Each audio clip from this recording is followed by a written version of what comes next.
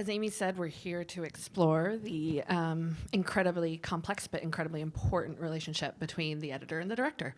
For me, that process is often the most challenging process of editing, but also the most rewarding.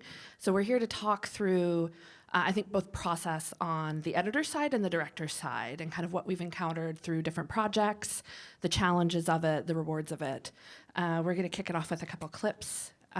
We'll do one at a time. Carla will start, and then Amy. And we're both going to start with openings, basically, or beginnings of films, which, again, are often the most challenging and kind of where the heads of the editors and the directors kind of come together in really interesting ways. So, Carla, do you want to intro? Sure. So we're going to see the opening of RBG, which is really early in the process, watching dailies and in conversation with the directors. It was very clear that the film was going to be kind of like, we have those, it's just a patchwork of a lot of little pieces that we need to bring together. And the opening is a big example of that. Should I talk about the collaboration before, or can we talk about it afterwards? You can, if you want to set it up in any way, if there's anything that would help. There was a kind of a clear understanding that we all agreed on, and the big things that we needed to do with the opening.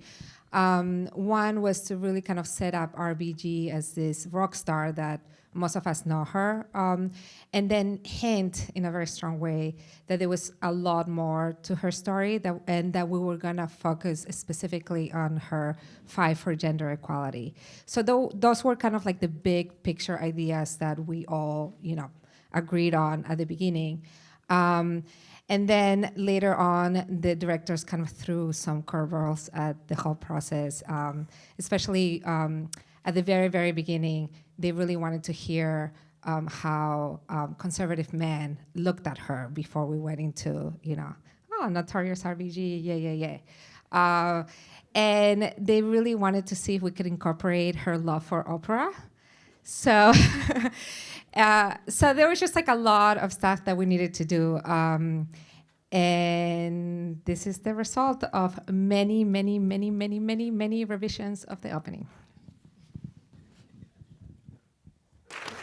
And let me just start by asking, with the directives that you laid out before the clip, that those are the directives from the director, different things that they wanted you to accomplish, wanted the team to accomplish. How did you then set out to do that? And were there any other iterations along the way?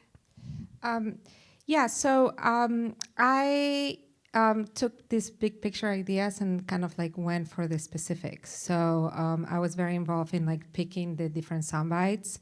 And there was also, I think, something that I was very conscious of, which was the setup of this. Throughout the film, we keep coming back to her being in these events where she's talking to people, and we use a lot of her anecdotes from those to like build the narrative of her life. So that's something that kind of we also needed to do in the opening. And we didn't really have a strong, like very rich verite. We had verite moments with the justice, but they had very, very limited time with her.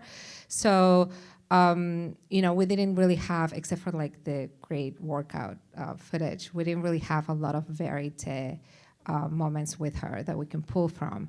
In this case, I was very much, the person that was finding the right pieces from a lot of different places to really kind of build the narrative of the opening.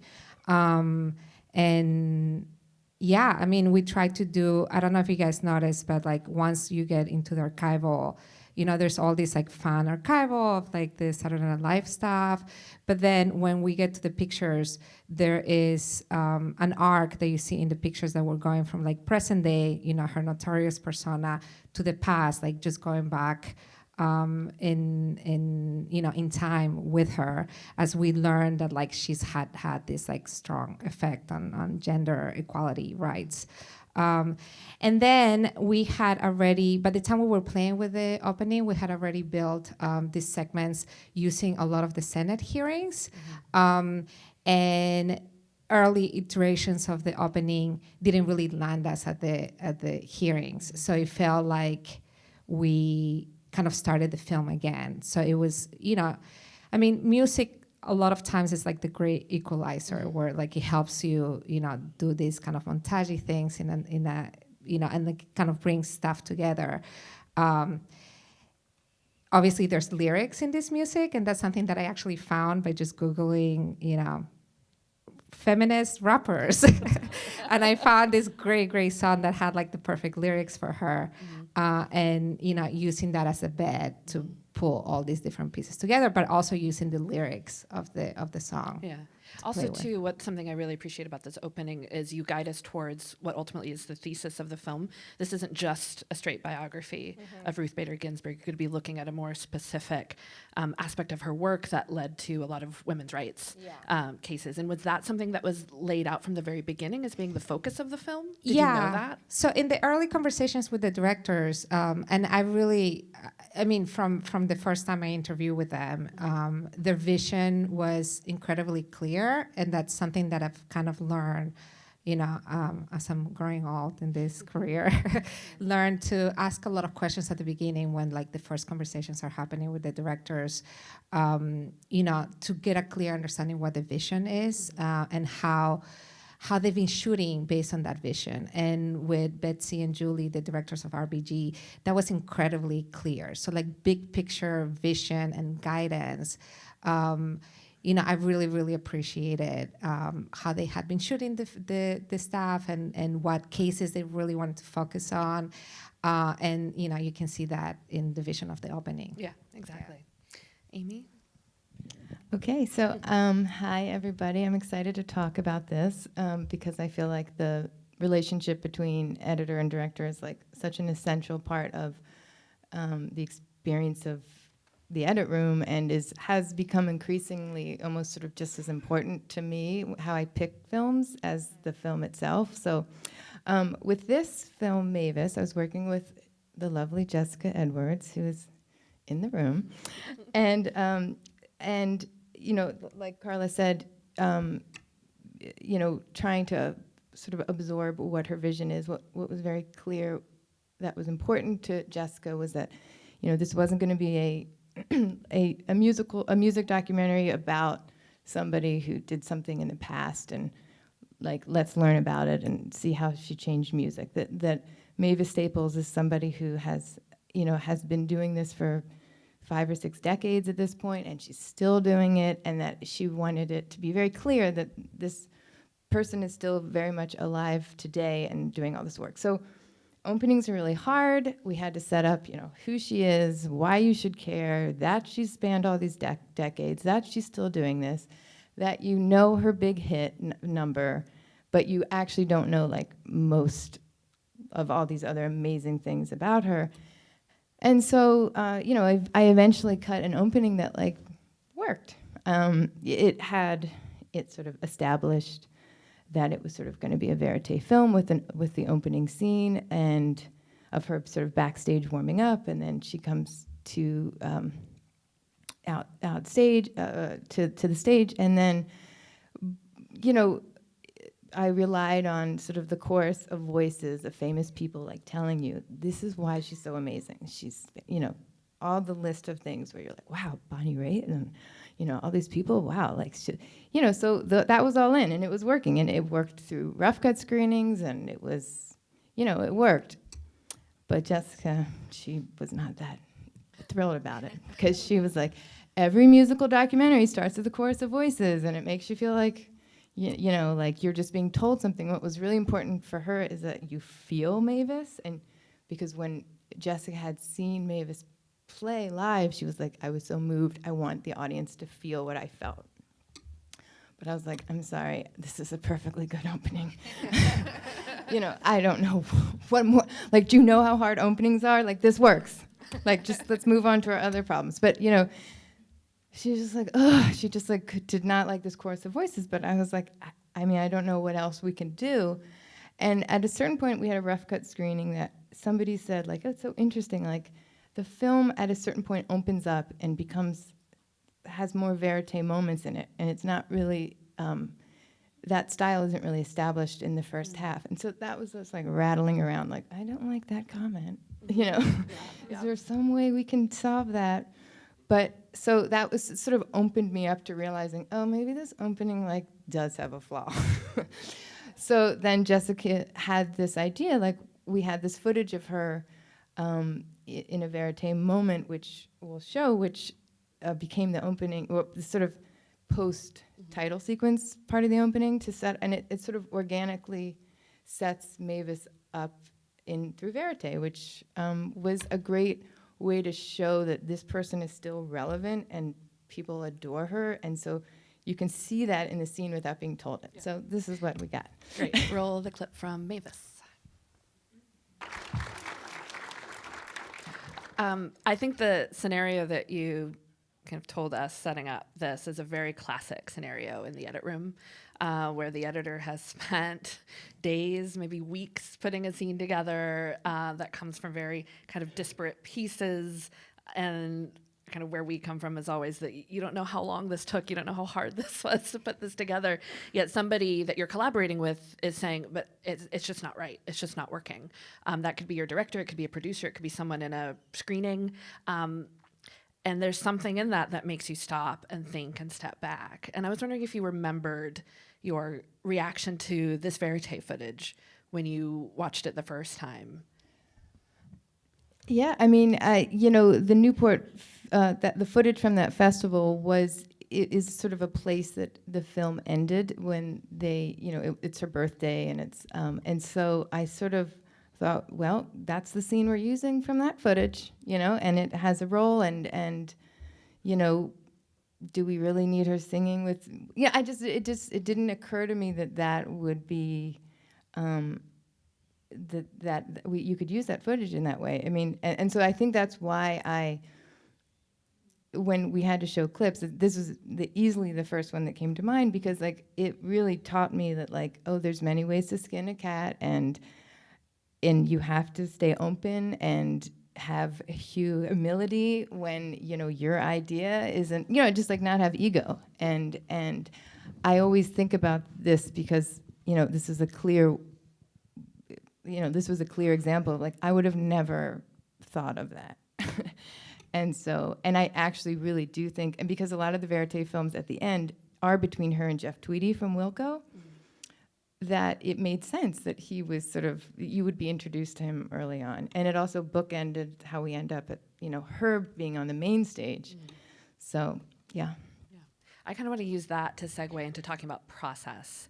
Filmmaking is very much it's a process-oriented craft, and everybody who comes to the craft of making a film comes at it with their own process, and editors have an intense process. I think every editor has a slightly different process. Directors have their own processes too, and those processes come together in the edit room in this part of the phase of filmmaking. So I want to kind of lay out first how editors think about what we do, how we approach the early days of a film, and then flip that over and talk about how we experience that with directors. So do you want to, either of you want to talk about kind of how you approach from the early days of a film, from day one sitting in the edit room, how you like to start to begin to figure out how to shape a film?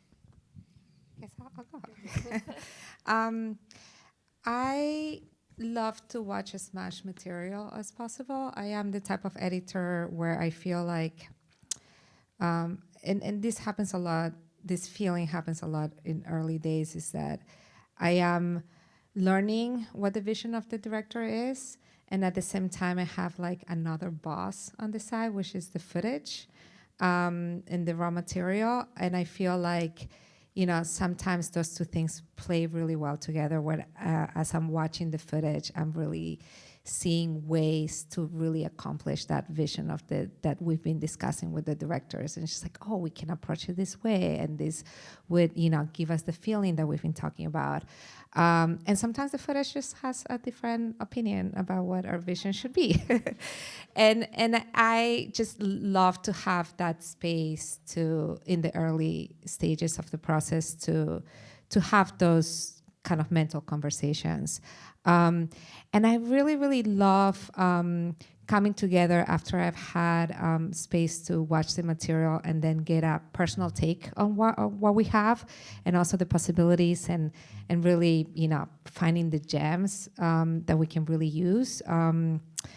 And sometimes those are surprising, and just like I try to remember later on in the process, like how I felt when I first watched those little gems that like jump out. But then after that, I really love kind of having like a big coming of the minds, like a powwow with the directors, where we really sit down for a few days and compare notes, because their feeling of what they capture when they were on the field might be very different from what I'm seeing, but also their insight can make me think of the material in a different way. So that's kind of my suggested process. And then later on, what I really enjoy is for the entire team to kind of have flexibility in terms of really listening to the material, and also flexibility in terms of how we're going to be going back and forth with notes and sharing things and talking. Mm-hmm. Amy, how about you? I have a very similar process. I would describe it in very much the same way as you do.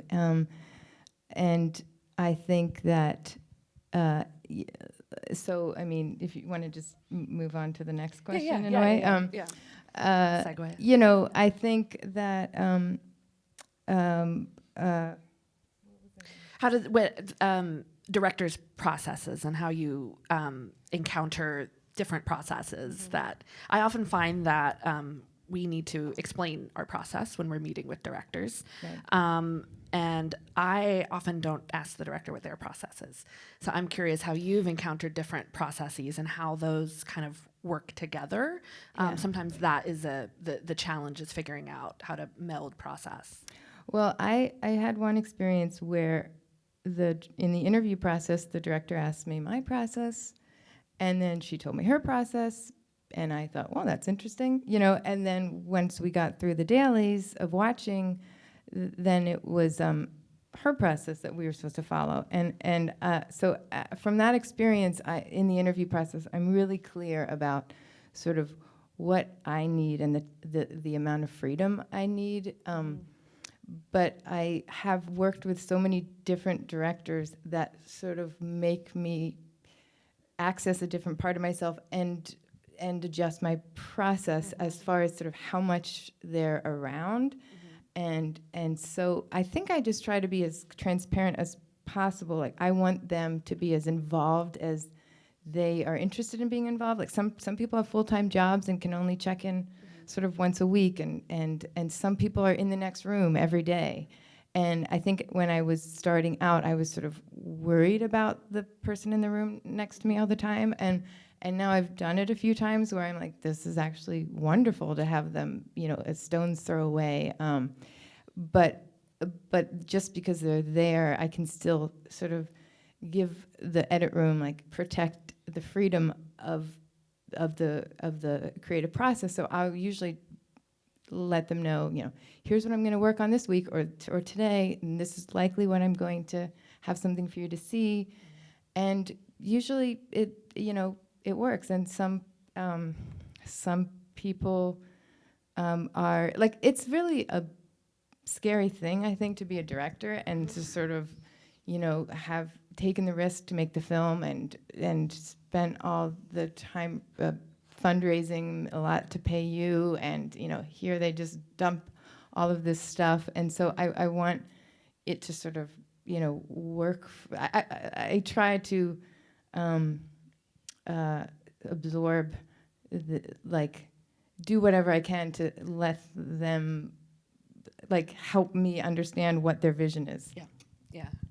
Carla? Yeah, it's the early days are really they're really tense. I mean, putting a film together is like a mystery. Like, by the end of it, it's just like, oh, magic just happened, and and it's really hard. And when you're a director, it's like you're giving, your babies to this new person that is coming in, and there's so much trust that you need to have, and trust is hard to build. And you're just, talking a lot about the possibilities and like big picture ideas, but you do need, like you're saying, the freedom to kind of start like just working the material with these like big picture ideas in the background. I found that it helps me to build that trust and also build the trust within myself, because I do start each project with like, how did the last film happen? Magic. And so I sometimes like find that I don't trust myself enough with the overall, it's overwhelming to see hours and hours of footage. But I tend to always tackle the first scene as something that is very clear, that has like a really dramatic arc. It might be like, a really strong Veritas scene that that a version of it will be in the finished film, or a segment that just kind of has like a clear, I don't know, a lot of heart, or something that that like is really like asking, like, edit me right now. And I edit that scene in a very polished way, just to get a glimpse of what the finished film could be, even if it's just like a really, really small glimpse. And I think that helps with the trust. Like the directors are able to like see what a finished scene could look like. And then that space is then, and the trust is built, and you can take the space to now, just kind of chunk out scenes and make things really messy and ugly and, very rough. Yeah, I think that, I have, again, the exact same process. And that first scene that you show, when you gain that trust, it's like, you can like just take a sigh of relief, and because there is that trust to let you, continue on. Yeah, no, I agree. I do the same thing. Yeah. I also find too, with directors, that they're often, I think, uncertain. I think there's this kind of perception in the documentary editing world in particular that we just want to be in a locked room by ourselves for a year and make a film, and that's not necessarily the right thing to do. And I think I've encountered directors that kind of don't know how to interact with that. Like, we have the tools of, we're sitting at a computer, we're working with clips. Do you encounter directors that work on paper, selecting? What are the kind of different things that you encounter, and what are things that are the most helpful kind of to the editing process? And I know it's different film by film, but what are often the tools that the director brings to the edit that are the most kind of useful? I think it depends obviously on the director. Some, like the last directors I'm just wrapping up with now, like they really wanted to make a storyboard together after I finished. And some directors don't need to do that, or don't, but I think they particularly felt so vulnerable about this process, they're first timers, that we went through and created a whole storyboard. And I think that made them feel at ease, like, okay, it's on paper, my vision, it's hanging on the wall, like I can. You can literally point to it. Yeah. It's tangible. Yeah. Do you have any? Yeah, index Carla? cards. Yeah. Colorful index cards. Yeah, I think the best tool to bring into the edit room is, in a way, flexibility. On my part and on the part of the directors, different directors do have different ways of giving notes, or being included. Like, they'd like to be included in the process in different ways, and I find that we're usually, like, you're able to find like you're able to like read what they need and be flexible enough in terms of how you're taking notes. So I try to be as flexible as possible. As long as I feel like, okay, we spent 4 months in the wrong path of our vision, then we need to have a strong conversation about where we're heading. But also, as directors, also to be flexible, to like, allow me to maybe try things in a different way, that like, maybe very specific notes, like I'll take them into consideration, but as I'm working the scene, they might not work. So, in that half hour or in those 3 hours when I'm working the scene, I might find a different way. And that flexibility to, not necessarily expect the editor to do those very, very specific, like cut this line out, or, this shot needs to be longer, but like to be able to see a scene that is maybe, has a very different solution than what you spoke about. So I think that's, and that comes from the trust that you started building as a team. But that flexibility of like trying new things, maybe not necessarily in the way that the directors are thinking about the specifics in their heads, that's always very useful in the edit room. Okay. We're gonna show a couple more clips, I think, I want to talk kind of about that middle process when you're trying to kind of figure out the film with your director. Maybe you have a cut that's sort of working, maybe not working, or you're given a directive to work on a scene, and your impression of the footage is maybe different than the director's impression of the footage, or you're finding something that's surprising in that process. So let's segue and let's start with Carla's clip of La Corona. So this is a film I did many years ago. It's mainly a verite film, and it follows this beauty pageant that they have at this Colombian women's prison every year. It was shot by one of the directors shot it, and she's just amazing at capturing verite. So we had these like amazing scenes to edit with. But the beauty pageant itself was incredibly hectic, and it was like just a very, very difficult shooting, experience for them, where people kept pushing against the cameras, and like the characters were going everywhere, and there were only 2 cameras. So when we saw the dailies, we had a very, very different experience from watching all the other great verite scenes that they had captured, and he just couldn't make sense of the dailies. Like it was just crazy stuff, the cameras everywhere. So I remember it was an HBO film, and I remember we had a supervising editor who we showed selects of dailies, and then once we showed him the selects of the dailies of the beauty pageant, he had nothing to say but just good luck. And that's how he left us. And I think this is a really good example where that space needs to be given to the editor to really kind of construct. I mean, we knew what was happening in the story. We knew what the tension between the contestants were. We knew the personalities. So we really needed to build this segment shot by shot and little moment by little moment. And I needed the freedom to really dig in and just make sense of it. Obviously, there were many, revisions of the segment and a lot of notes from the directors, but I just really needed the time and the space to just build something that made sense. And this is what we're gonna show. Let's show it. I think that's the best outcome that we can create as editors, to make it look like they had 10 cameras there. And right? Yeah, that was an incredible arc that you're able to cover there. So the beauty pageant actually, I think it was 3 or 4 days. They had different events. One was sports, the different cell blocks would play sports against each other.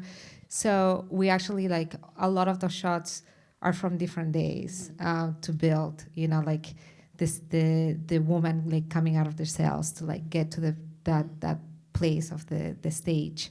That was built from shots of different days. And then it was, you saw like about 4 people that we kind of follow, but it was really the competition between the woman that like does the smoke and like she has, you know, like don't touch me, and the African Colombian woman. And so we needed to really kind of build that tension throughout, and it keeps going. And so you see like the last shots of where they're looking at each other. I mean, like that's, you know, that was constructed in the edit completely. They weren't really looking at each other at that moment, but the tension was really there. And it conveys story and emotion. Amy, do you want to set up your clip from Hail Satan? Okay, so when I look for the next film I'm going to do, I mean, I generally do character-driven verite films, and so when Penny Lane called me up to see if I would work on Hail Satan, I was like, well, this is a different opportunity for me, and I'd worked on archival films, but not in the sort of way that Penny Lane uses archival, in a really creative, fun way. And so this is a scene.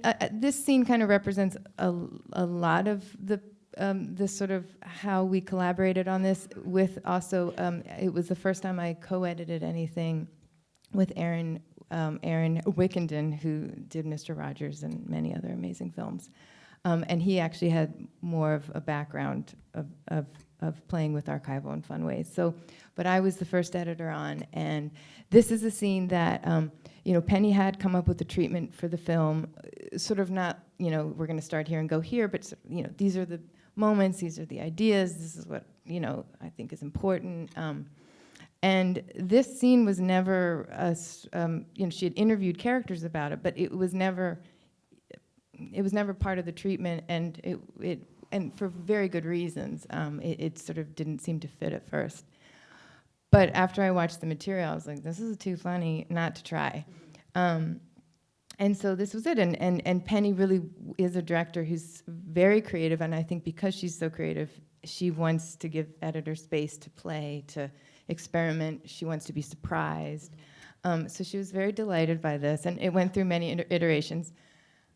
Aaron added a beat. I'll tell you about which beat he added later, which I was like, okay.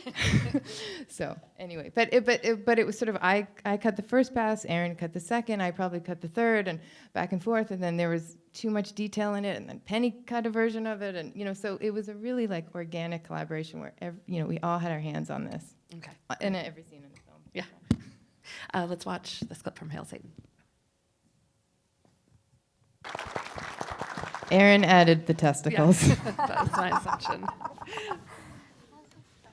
Yes. What was it? What was that process? Was there a discussion about that, or did you just show up and there were testicles in the scene? When he took over the scene, there were testicles in the scene. And it was something we debated about afterwards. Is this it's very early on in the film? Is this just a little too much for people's buy-in? But that was also kind of the point of putting it in, to sort of realize that even though you sort of think going in I get these guys, they're the yes men, but whatever. But then that actually usually offends the liberal crowd too. So it pushes you to realize in yourself your own limitations about free speech. Yeah, and you said before we watched the clip that there were various reasons that it hadn't been kind of in Penny's mind and in her treatment. Can you talk about what, kind of how it didn't fit seemingly early on in the process? If you know anything about the film, I mean, they're sort of the Satanic Temples sort of started as a prank and then became something like a real political movement, but also like a meaningful religious community. And I think that we the theme of separation between church and state was sort of the main action of theirs that we were following. And so this sort of at first to us seemed like a kind of something they wouldn't do anymore. It's just like an odd, funny thing they did, but they weren't really focused yet. And then when in the process of the editing, they were continuing to shoot, and they filmed with a lot of members who talked about the pink mass as being something that they, a lot of queer and trans members who when they saw this action, they realized, this could be a home for me. And that was actually a really meaningful part of how people came in. Mm-hmm. And so it's sort of, we figured out a way to wrap it into the story. Yeah. Carla, did you have something? You got excited about something. I wanted to kind of also talk about this later part of the process. Once you've kind of got a rough cut or something kind of working of the film, what's your process what's your experience, at least with directors in that, and screenings and feedback and notes? How does that process unfold? And what are some of the kind of pitfalls and interesting aspects of that in any way? Sure. Okay. I always love to encourage getting feedback, even if we feel like the rough cut is not quite there. I think pushing feedback back and back and back could be just not very helpful. Like, it's always good to get that first set of notes from other people that have never seen the story. Mm-hmm. There's also the dangers of kind of like falling into this like constant feedback, especially like when maybe you're like 3 or 2 or 2 days from locking picture, and like trying to address every note that you get, and losing perspective. But yeah, feedback is super important for the process. I am also very encouraged when there is a good creative producing team behind the director, because I feel like that always kind of brings accountability to the process. And it's just such an intense, you're living with the material and you're living with the story for so many months that, as an editor, you come with fresh eyes, but through the process, you also lose perspective. And the director, might lose perspective at different points of the process. So having that support system around the film, I think, is super important. Also to kind of like negotiate how feedback is coming from the outside world and how to read that feedback.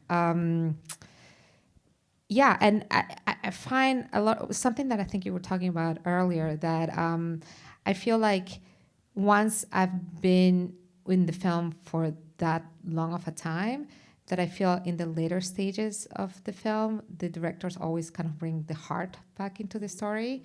And that's where I feel like pushed in really good ways, where I find that like, this works fine enough. Like, it's a good opening or it's a good segment. The ending, just singing, and the director, says like, well, it's not quite, it doesn't hit the theme that I want people to, to take away from the film hard enough. And they keep pushing you, and then you play with some shots and it's, it sings better. I remember in one film, we had an opening where it was an opening, you follow the main character in the Amazon, and it's, the first shots of the film is just shots of the Amazon. And it was like 2 weeks before we were locking the picture, and the directors just kept saying, this does not feel like the Amazon quite yet. And I'm like, it's beautiful. And you see, it's like you can hear the insects talk to you, like, yeah. And then they would say, well, have you ever been to the Amazon? And I'd be like, no. And so they just kept pushing and pushing and pushing. And it was, it was kind of like a joke where we just kept trying to start this shot at a different point, like 10 frames later. But it was like being pushed by the directors because it didn't quite feel right to them, that I felt like the scene kept growing and growing and growing when I thought it was fine enough. So yeah, they definitely bring the heart back into the process towards the end. That's a great way to put it. Yeah, and I try to be really clear about sort of the different stages of the process. Sometimes scene building, like sometimes it feels like the slog of scene building is I show every scene as I'm going, but there isn't, until they're all strung together, like that's when the fun really begins. Yeah. And like, so I try to be really clear about that. Like, let's just get this all up, and then we'll look at it. And I feel like at that point is when their input is really, there just becomes more of a flow of and sort of that's when like the magic happens. So, and then as the process continues, when you're fine cutting, sometimes then you are like, side by side trying things, and so I always like, try to be clear, like there will be time for that, like we'll get to there, and like there's just different stages, and get ready for your first rough cut screening. It's going to be really painful. Painful for everybody. Painful for everybody. Although I prepare myself better. Just one more question, and then we're going to take some questions from the audience. There are probably some first-time filmmakers in the audience here, and I think in documentary, a lot of times we encounter first-time filmmakers because a lot of documentaries evolve over a very long period of time. There's a director that has an idea and is filming maybe over 10 years or 1 year, or it took them 10 years to get the film up and going. So we're often encountering people who are doing this for the very first time. I was wondering if you had any advice or insight into working with first-time filmmakers. Yes, I've worked with many first-time filmmakers, and I think as I've, as the years have gone by and I've gained experience, I do know there is a life of an edit, and there are patterns, and so I just try to be as clear as possible about what's going on. And I'm not somebody who's like, I'll see you in a week, but this is what I'm doing. And I do that for myself too, to make sure I'm having little deadlines for myself. But a lot of the time you spend after rough cut screenings,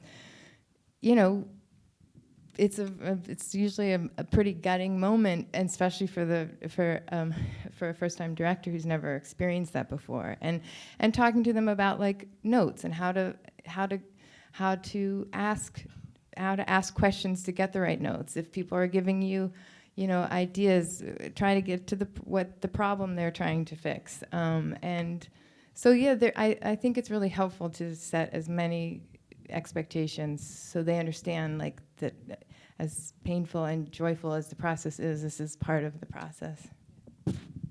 I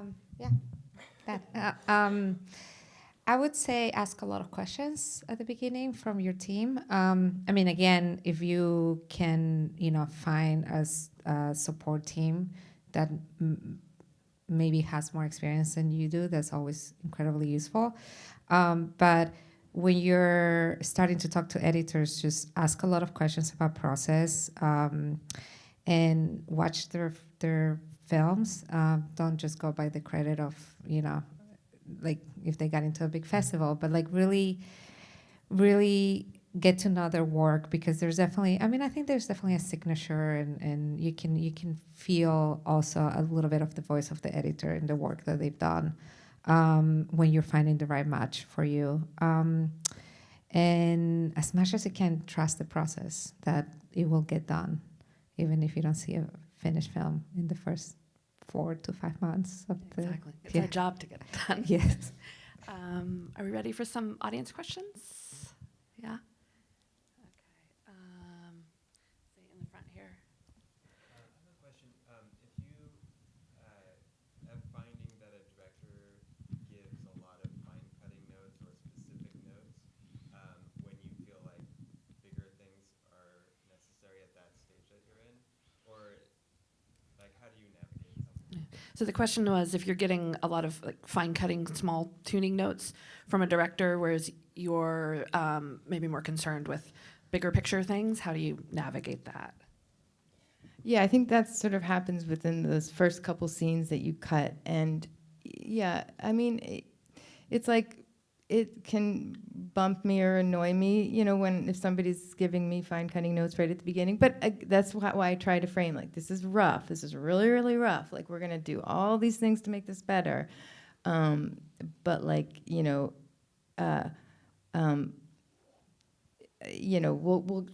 get to those things. But sometimes if I realize, this director really needs for me to do those fine cutting notes for them to feel good, then I'll do them. It's just sort of a give and take of and then as they go through, they realize, okay, we'll go back to that. And I'll sometimes say, I haven't forgotten that you asked me to do that, and I absolutely will. I haven't forgotten, but I'm doing this other thing. So. Yeah, same. Yeah. If it starts really slowing down your time frame, and you haven't gotten to that first pass of the film, and then you have to have a conversation with the director about, all these fine cut notes.